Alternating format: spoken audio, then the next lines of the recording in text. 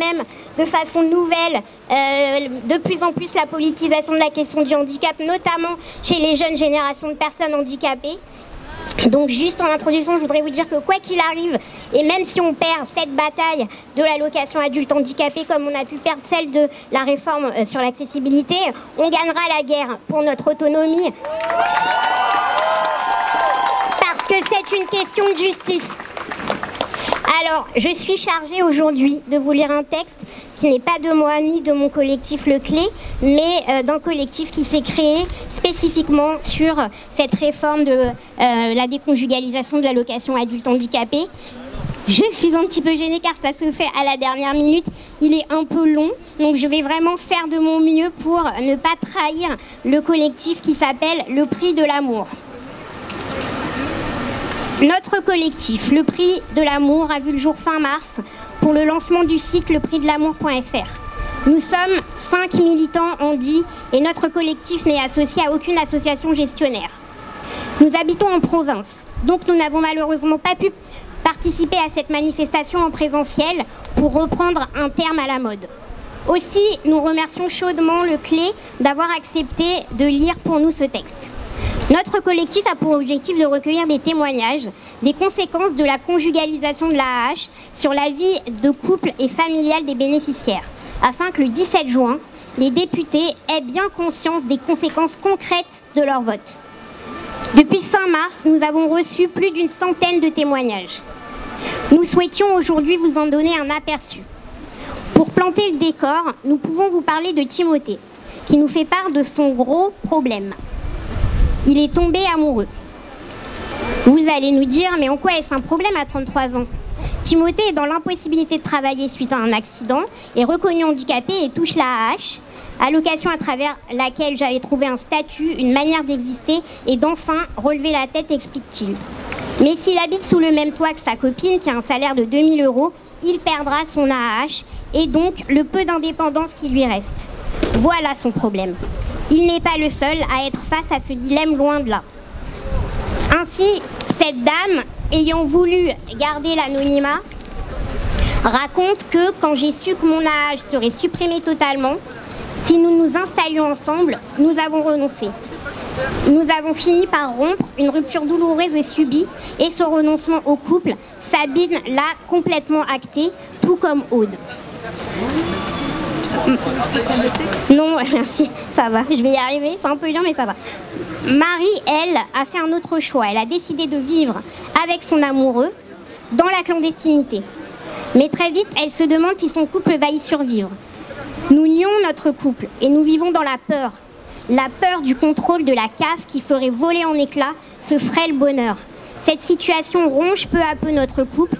Des fois, nous avons réellement l'impression d'être davantage des très bons amis en colocation qu'un couple.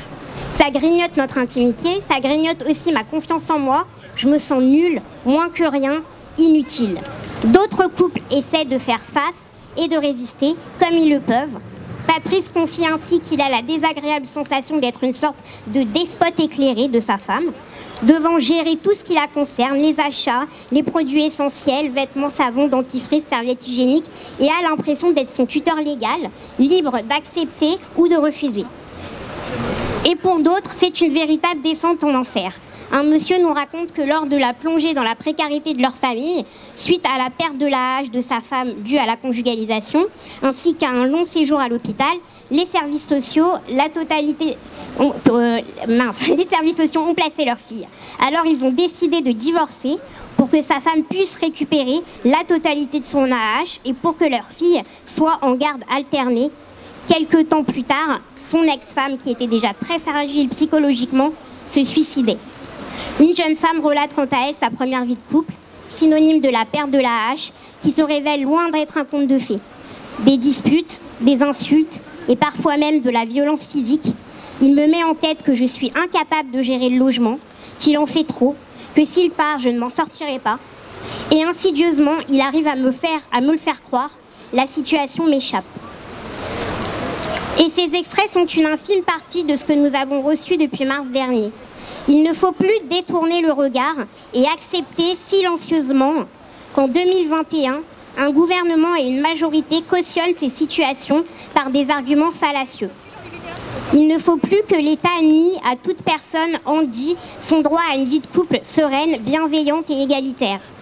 Il ne faut plus accepter que l'État punisse un conjoint valide d'avoir osé être tombé amoureux d'une personne handi en l'obligeant à devenir en quelque sorte son tuteur légal. Nous conclurons par 2 citations. Pourquoi devrait-on choisir entre l'amour et la justice ? En fin de compte, le sens de la justice est une condition préalable, voire une composante de l'amour pour le prochain. La priorité de la justice assure aux individus non seulement la possibilité de prétendre à certains avantages, mais aussi celle de partager ces avantages avec les personnes aimées. Les personnes généreuses et aimantes resteront généreuses et aimantes, même en possession de leurs droits légitimes, et la priorité de la justice, loin d'inhiber ces attitudes, les rendra possibles. La justice n'exclut pas l'amour ou l'affection, mais l'injustice, la subordination du bien de quelques-uns à celui des autres à travers la négation des droits légitimes des premiers. Et bien entendu, cette négation est le contraire de l'amour et de l'affection authentique. Non seulement la justice est compatible avec la sollicitude envers les autres, mais elle est elle-même une forme importante de sollicitude à leur égard. Elle nous permet d'exercer toutes les formes d'amour et d'affection compatibles avec cette égalité morale sous-jacente. L'idée que nous puissions créer communauté d'égaux en abandonnant ces notions d'équité, des droits et de devoirs est intenable. Camus avait quant à lui cette jolie phrase « Je ne connais pas d'autre devoir que celui d'aimer ». Ce que nous souhaitons à travers ce projet de loi, c'est offrir le droit de pouvoir vivre en couple dignement et de s'acquitter du devoir d'aimer. Voilà.